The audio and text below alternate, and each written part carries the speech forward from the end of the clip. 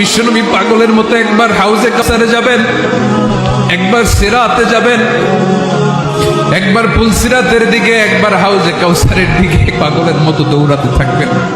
তার কোনো গুনাহগার উম্মত যাতে জাহান্নামে ঢুকে না যায়, সেদিন কেউ সুপারিশ করতে পারবে না বিশ্বনবী ছাড়া। এজন্য 5 নম্বর আল্লাহ বললেন, মান যাল্লাযী ইয়াশফাউ ইনদাহু ইল্লা বিইযনিহি।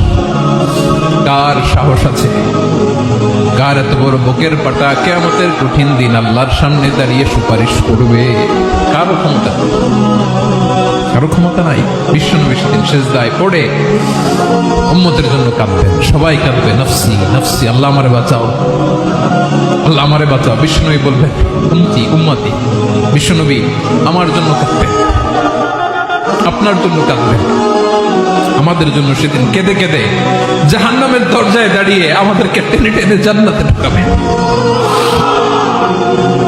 এজন্য এই বিশ্বনবীর ভালোবাসা যেন আমাদের হৃদয়ে ভরপুর থাকে। আমার ভাইয়েরা, প্রতি শুক্রবার বিশ্বনবীর উপরে বেশি বেশি যেন আমরা দুরূদ পড়ি। আমরা যখন বিশ্বনবীর সালাম দেই, দুরূদ পড়ি,